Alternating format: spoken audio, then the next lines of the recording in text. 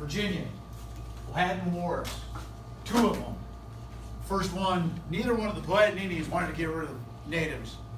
Didn't work in either. In fact, by 1644, the Powhatans are gone and are pushed out and basically decimated off.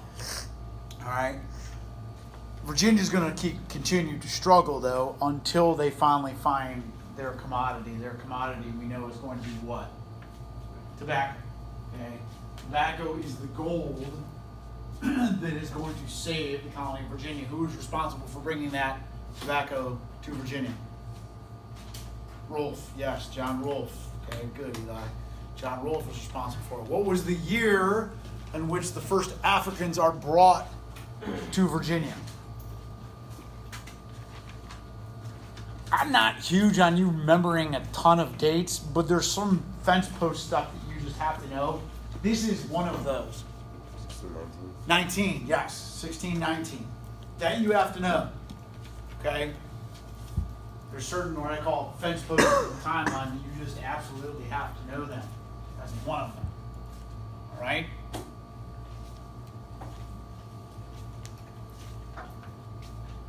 So that kind of covered us in Virginia. So now what we're going to do is start talking about some of the others as well. We talked about the different types of colonies: charter colony, proprietary colony, royal colony. We talked about the idea that they all eventually become royal colonies by the time it's all said and done, but we're not quite there yet. Today what we're going to start talking off is one of the first proprietary colonies we're going to talk about. This is a colony in Maryland that was given to a specific family for their own personal profit that they are going to run as a business. That's going to be Maryland. Okay? All right? So in 1634, Maryland is going to be founded. Okay? Maryland is a colony that is going to be given to the Calvert family. Okay? Calvert family, as far as official titles go, off of the title of Lord Baltimore. Okay?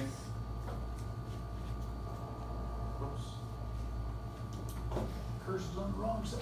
All right, there we go. So, if you didn't know, Maryland at this point in time also includes parts of what we know today as Pennsylvania and Delaware.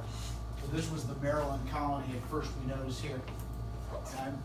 Plan was to govern as an absentee proprietor in a feudal relationship. Huge tracts of land to Catholic relatives and hope that the English settlers would be willing to come work on the land as peasants as they did in England. This is old-timey stuff. England had gotten rid of feudalism. Lords and dukes and barons and fiefs and peasants and serfs and all that nonsense had gone away as England had become a nation state. What Calvert family is trying to do, what Lord Baltimore is trying to do, is resurrect that stuff in the New World and establish Maryland as basically a family home for Catholics in the New World. Because Catholicism had largely been banned due to the establishment of the Anglican Church in England. Okay? The problem with it is you're running the colony as a business, and there's just not that many English Catholics that want to come to the New World. It's like me going up on Route 20 in Madison, Ohio, and I'm going to establish a Lexus dealership.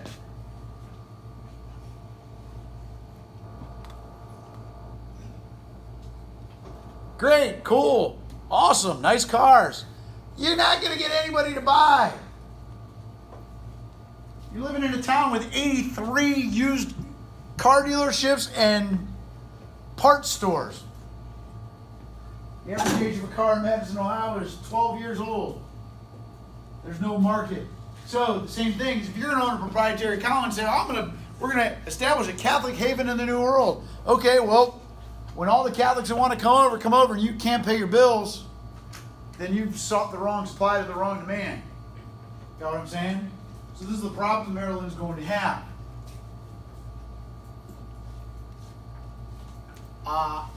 They're going to actually establish, I'm going to see if it's in here. There it is. I'll go back to the previous slide. What they passed here was what was called in 1649 the Act of Toleration. So the Act of Toleration was the Calvert family saying that everyone is free to worship as they choose and shall tolerate everyone. What they were trying to do was protect it for Catholicism, but then still be able to bring everybody else in. That whole idea of bringing everybody else in is what's going to end up not working for them.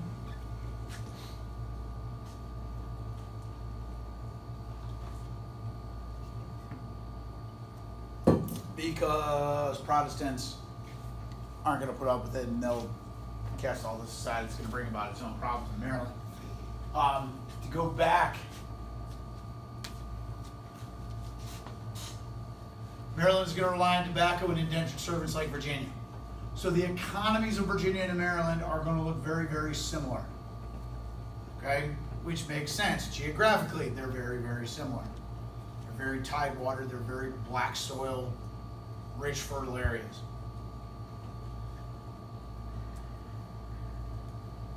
They are much later to the slave game than Virginia is, though. Okay, it's not till the very back half of the 1600s that we're going to talk about slaves going into Maryland. It's really Virginia first. So I'm surprised these notes. There's one more thing with Virginia. You guys still in your reading did not come across anything called the headright, did you? No? Okay. Then I guess we'll deal with the next chapter. Surprisingly, it's not in this one. Okay. All right, so the West Indies, the way station to the mainland of America. In the early 1600s, Spain lost control of the West Indies, weakened by military overextension and a rebellion in Dutch provinces. England is going to soon come in to move in and take over. By the mid-1600s, England is going to control several of the most important Caribbean islands, like Jamaica, to which if you understand anything about Jamaica, you got to understand in the Caribbean, certain islands have certain derivative cultural backgrounds to which are today. Many of them are French, many of them are Spanish, many of them are British. It all goes back to these times and what islands kind of were derivative of what empire. Jamaica, for example, is very British. Okay? Most of the black population that lives in England is derivative of folks that came over from Jamaica or Barbados. One of the two. Okay?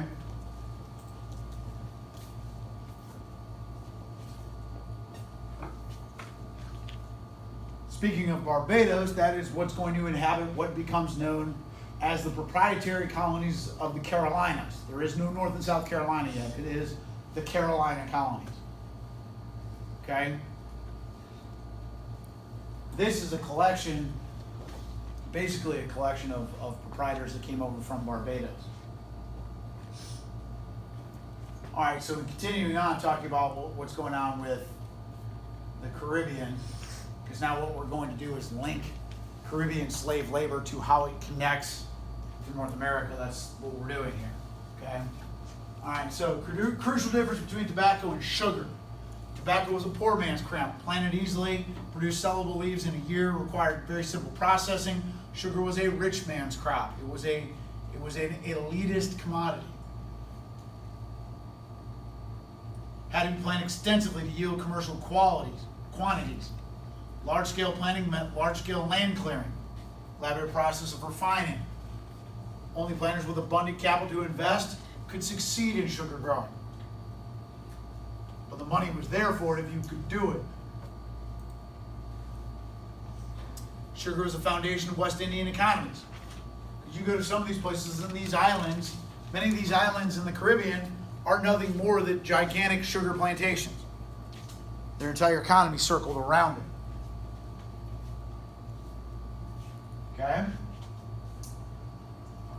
Sugar is the foundation of West Indian economy. So these sugar planters and the immense amount of labor required to produce enough sugar to make money required labor. So much of that labor is what's going to be brought in the slave aspects of what's brought from Africa into the Caribbean.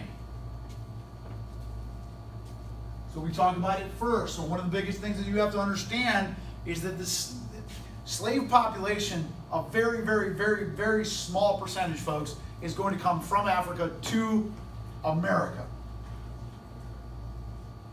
Most, greater than 95%. It's not a direct trip from Africa to North America. What it is a trip from Africa to the Caribbean islands. To which the Caribbean islands then become the transfer, like they said the notes say here, the way station in between to North America. Sugar planters had to import these huge amounts of African slaves to produce quotable amounts of labor. 1640 to 1690, over 250,000 are going to be imported into the Caribbean. By 1700, blacks outnumbered whites 4-1. And we're not talking about free blacks. We're talking about slave blacks 4-1. West Indies are going to be predominantly black to this day because of that. It has nothing to do with nativity. They're not indigenous folks to those islands. But it becomes that way because of this scenario. Okay?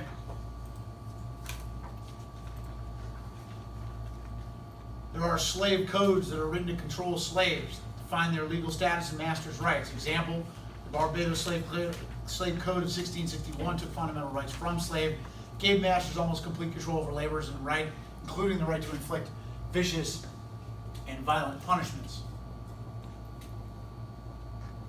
Sugar growing is going to crowd out almost all other forms of Caribbean agriculture because of the necessity of those great amounts of land.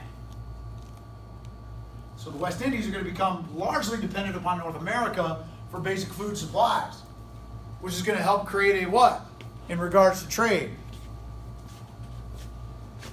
You've heard of triangle of trade before. So North America to Britain to the Caribbean, North America to Britain. Oh yeah, I thought that was Africa. Yes, it is. That's a different triangle. There are multiple triangles that are overlaid on top of each other when you talk about this time period in history, okay? So one of those is North America was complete benefactor of foodstuffs for the Caribbean islands because they just couldn't make enough for themselves.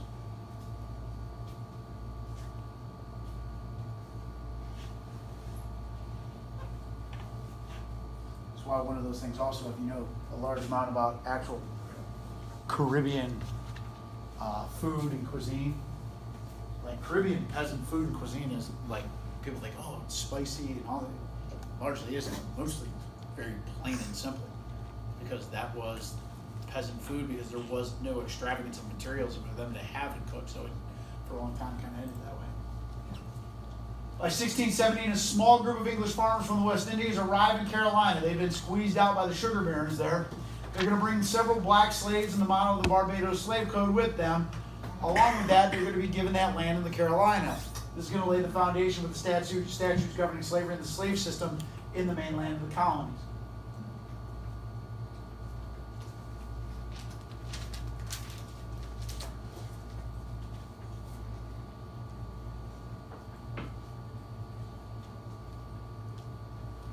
So this is a whole other thing that's going to occur that I'm going to talk about too, but this is how it impacts the Carolinas.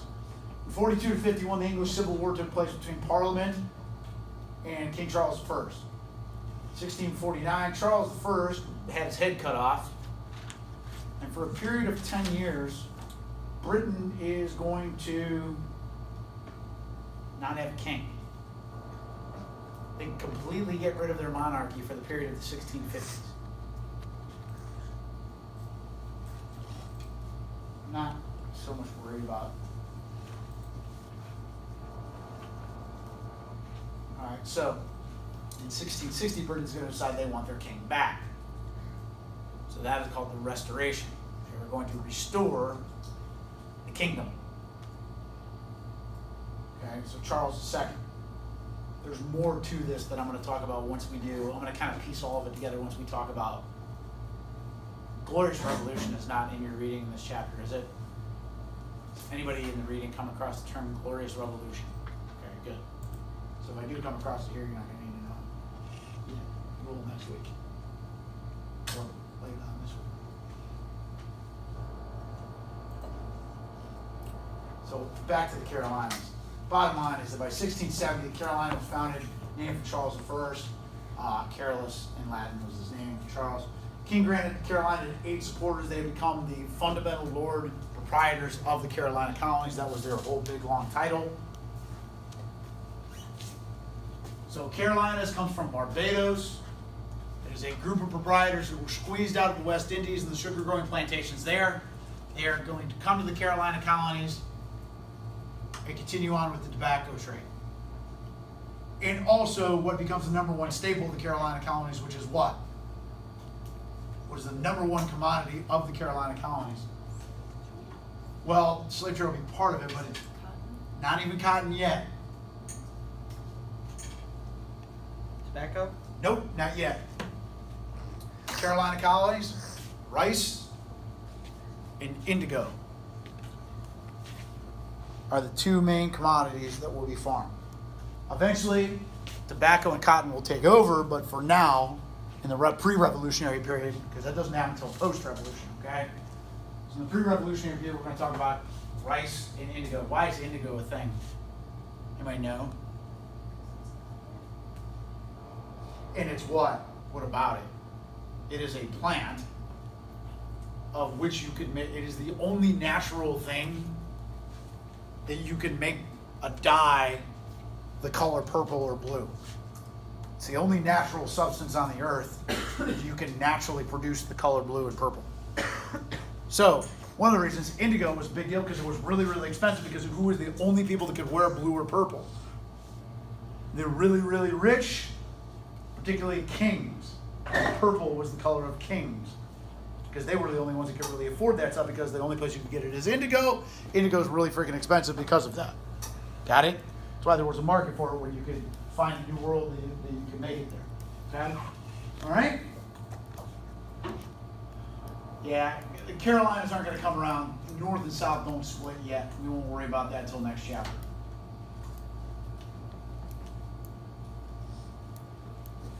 Yeah, this is getting a little past stuff that you need to know here. Slaves working on a rice plantation in the Carolinas, like we said. Charleston, which is going to be Charleston, South Carolina. I mean, maybe you've been there before. Was named for King Charles II, became the busiest port of the South. It will be for a very, very long time the only major port that exists in the South. Okay?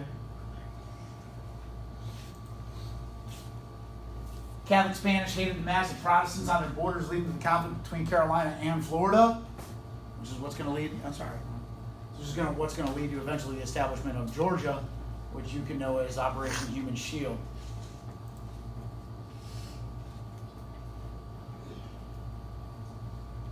Yeah, we did this North Carolina, South Carolina split. You don't need to know any of this stuff for this chapter. So don't worry about it. All right. This you might need to know a little bit of Georgia. Is there anything on Georgia in the text? No. Nothing at all. Don't worry about it next chapter as well.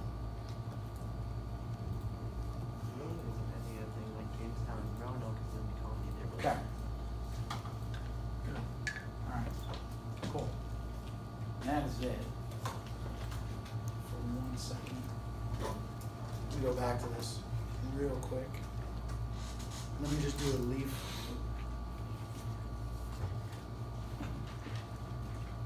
What I'm going to do is I'm going to kind of leaf through the chapter, and I'll pull out for you the most important stuff that you're going to absolutely have to know. So if you have not read it, still not good with it, where it's at, make sure we can go back over. Give me 1 second, I'm straight somehow. Context.